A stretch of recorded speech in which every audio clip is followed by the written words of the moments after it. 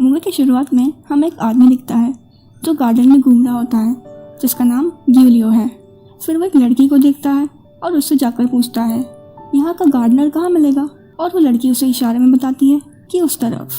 फिर वो वहाँ उस गार्डनर के पास जाता है और कहता है मैं एक आर्किटेक्ट हूँ और मैं एक नया गार्डन बना रहा हूँ, और यहाँ पर जो डायना का स्टैचू है मैं उसे खरीदना चाहता हूँ। फिर गार्डनर उसे कहता है यहाँ कोई चीज़ बिकाऊ नहीं है। तभी वो लड़की वहाँ से निकलती है, जिसे देख गार्डनर उसे कहता है तुम्हारी बस तो छूट गई है, तुम घर कैसे जाओगी। तभी गिलियो उसे कहता है अगर तुम थोड़ी देर इंतज़ार करो तो मैं तुम्हें छोड़ दूंगा, और वो चली जाती है।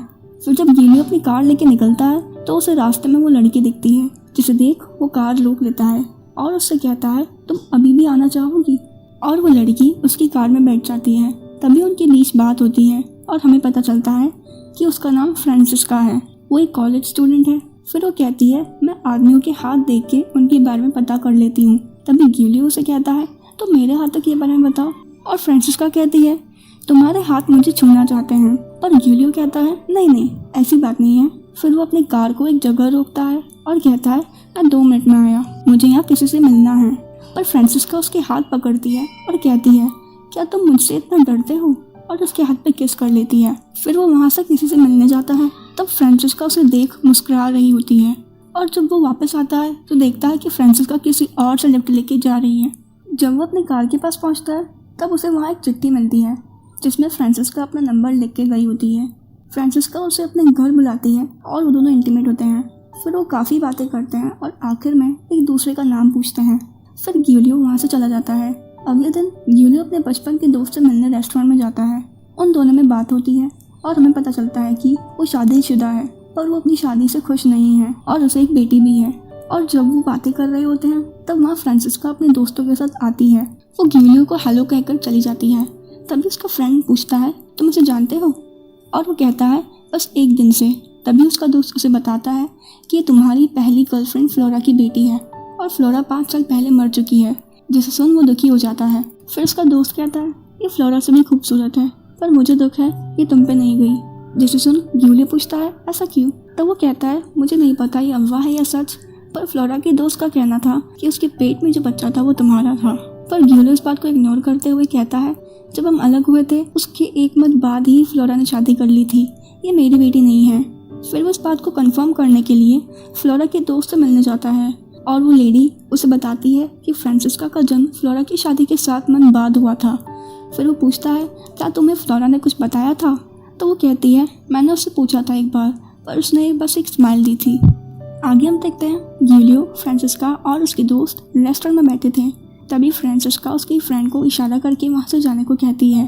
फिर जब वो साथ में होता है तो फ्रांसिस्का उससे पूछती है तो मुझे इग्नोर क्यों कर रहे हो, मैं पसंद नहीं हूँ। और गिलियो कहता है ऐसा नहीं है, पर मैं तुमसे काफ़ी बड़ा हूँ, मैं शादीशुदा हूँ, मेरी तुम्हारी एज की बेटी भी है और काफ़ी जिम्मेदारियाँ भी हैं। फिर वो उसे घर छोड़ने जाता है और उसे कहता है मैं कल यहाँ से वापस जा रहा हूँ, और वहाँ से चलने लगता है। फिर वो अपने घर पहुँचता है जहाँ वो अपनी बीवी से मिलता है, और हमें पता चलता है कि उसकी बीवी उससे खुश नहीं है। फिर वहाँ उसकी बेटी अलेक्जेंड्रा आती है और कहती है मैं प्रेग्नेंट हूँ, जिसे सुन वो गुस्सा होकर वहाँ से निकल जाता है। अगले दिन जब वो अपने ऑफिस में होता है तो उसे कॉल आता है और वो कहता है मुझे वो स्टैचू नहीं मिला, मैं आपसे वहाँ आके मिलता हूँ। फिर वो अपने ड्रॉअर से फ्लोरा की फ़ोटोज़ निकालता है और उसे याद करता है। आगे वो फ्रांसिस्का को दूर से देख रहा होता है। तभी फ्रांसिस्का की फ्रेंड उसके पास आती है और उसे अपने साथ अपने घर ले जाती है, और उन दोनों में बात होती है, जिससे हमें पता चलता है कि फ्रांसिस्का अपने डैड को काफ़ी मिस करती है। फिर उसके साथ फ्लर्ट करने लगती है। तभी वो फ्रांसिस्का आ जाती है, जो उन्हें साथ में देख वहाँ से चली जाती है। आगे जब गिलियो फ्रांसिस्का से मिलने जाता है तो देखता है वो किसी लड़के को अपने साथ अपने घर ले जा रही है, जिसे देख वो उसे कॉल करके समझाने की कोशिश करता है, पर वो उसकी बात नहीं मानती। वो उसे कहता है जब तक तुम उसे अपने घर से बाहर नहीं निकालोगी मैं यहीं पे बैठा रहूँगा। और आखिरकार वो उस लड़के को वहाँ से निकलते देखता है, और फ्रांसिस्का आके उसके कार की शीशे पे किस करती है, और फिर वो वहाँ से चला जाता है। अगले दिन फ्रांसिस्का उसके घर उससे मिलने पहुँच जाती है, जिससे उसकी बीवी को उस पर शक होने लगता है। फिर हम देखते हैं वो एक दूसरे के साथ काफ़ी टाइम स्पेंड करते हैं और काफ़ी एंजॉय करते हैं। एक दिन वो एक होटल में रुकते हैं जहाँ फ्रांसिस्का इंटीमेट होने के लिए रेडी होती है।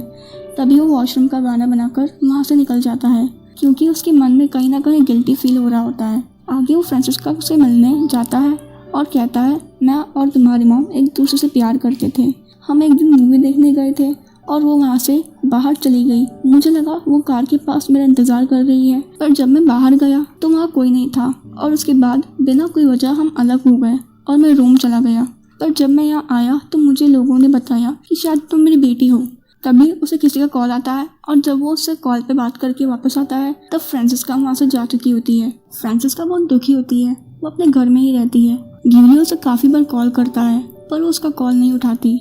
फिर एक दिन फ्रांसिस्का गिलियो को मनाने जाती है और कहती है जिसने मुझे पाल पोस के बड़ा किया वो है मेरे पिता, तुम नहीं, और काफ़ी मनाने की कोशिश करती है। जब गिलियो अपने घर पे होता है तो उसकी बीवी उसे कहती है मैं कल लंदन जा रही हूँ, तुम्हारे लिए वो लड़की क्यों इम्पोर्टेंट है? और वो कहता है मैं पागल हो गया हूँ, मुझे कुछ नहीं पता मैं क्या कर रहा हूँ। फिर वो फाइनल डिसीजन लेता है और फ्रांसिस्का के साथ चला जाता है और वो दोनों काफ़ी खुश होते हैं। पर जब एक दिन वो मूवी देखने जाते हैं तब गिलियो की आँख लग जाती है और जब वो उठता है तो देखता है फ्रांसिस्का वहाँ नहीं होती। जब वो उसे ढूंढने बाहर जाता है तो उसे फ्रांसिस्का चुपके से देख रही होती है और वो वहाँ से कार लेके निकल जाता है, जिससे फ्रांसिस्का रोने लगती है और उसे पता चलता है कि वो उसकी मॉम को भी छोड़ के वहाँ से चले गए थे क्योंकि वो प्रेग्नेंट थी। और इस मूवी का अंत यहीं हो जाता है। अगर आपको हमारा ये वीडियो पसंद